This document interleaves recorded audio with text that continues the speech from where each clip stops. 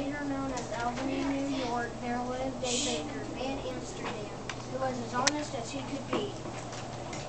Each morning he checked and balanced his scales and took great care to give his customers exactly what they paid for, not more and not less. Van Amsterdam's shop was always busy because people trusted him and because he was a good baker as well. And never was the shop busier than in the days before December 6th, when the Dutch celebrate St. Nicholas Day.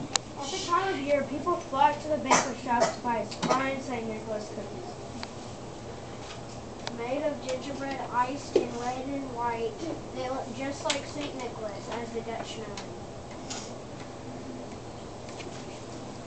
Tall and thin with a high red bishop's cap and a long red bishop's cloak. One St. Nicholas Day morning, the baker was just ready for business when the door of his shop flew open. In walked an old woman, Wrapped in a long black shawl. I have come for a dozen of your St. Nicholas cookies. Taking a tray, Van Amsterdam counted out 12 cookies. He started to wrap them, but the woman reached out and stopped him. I asked for a dozen. You have only given me only 12. Madam, everyone knows that a dozen is 12. But I say dozen is 13. Give me one more. Van Amsterdam is not a man to bear. Madam, my customers get exactly what they pay for, not more, not less. Then keep your cookies. She turned to go, but stopped at the door. Van Amsterdam, however honest you may be, your heart is small and your fist is tight. Fall again, mount again, learn how to count again. Then he was gone. From that day, everything went wrong with Van Amsterdam's baker. His bread was too high, not enough. His pies were sour or too sweet. His cakes crumbled or were chewy. His cookies were burnt or done. His customers soon noticed the difference. Before long, most of them were going to have a baker. That old woman has bewitched me. Is this how my honesty is rewarded? A year passed. The baker grew poorer and poorer since he sold roses like clothes and the sales were moving. His last few customers slipped away. Finally, on the day before St. Nicholas Day, not one customer came to Van Amsterdam's shop. At David, the baker sat alone, staring at his own soiled St. Nicholas. I wish St. Nicholas could help me now. Then he closed his shop and went sadly to bed. That night, the baker had a dream. He was a boy again, one in a crowd of happy children. And there in the midst of them was St. Nicholas himself. The big shop, white torch stood beside him, and its baskets filled with gifts.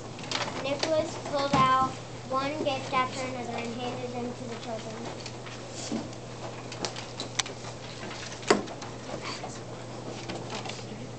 But Van Amsterdam noticed something strange. No matter how many presents Nicholas passed out, there were always more to give. In fact, the more he took from his baskets, the more they seemed to hold. Then Nicholas handed a gift to Van Amsterdam. It was one of the baker's own St. Nicholas cookies. Van Amsterdam looked up to thank him, but it was no longer St. Nicholas standing there. Smiling down at him was the old woman in the long black shawl. Van Amsterdam awoke with a start. Moonlight shone through the half-closed shutters as he lay there thinking.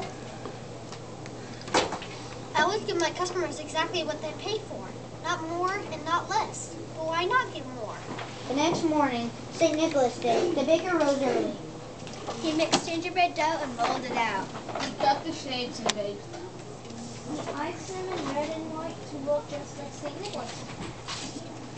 And the cookies were as fine as any he had made. Van Amsterdam just finished when the door to his shop flew open and in walked the old woman with a long black shawl. I have come for a dozen of your St. Nicholas cookies. Very excited, Van Amsterdam counted out 12 cookies. And one more. From now on in this shop, a dozen is 13. You have learned to count well. You will surely be rewarded.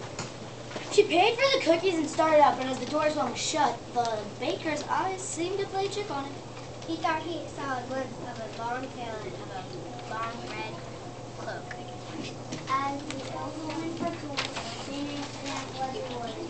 When people heard he counted 13 out of a dozen, he had more customers than ever. In fact, St. Amsterdam was so wealthy that other bakers in town began doing the same. From there, the practice spread to other towns, and at last through all the American colonies.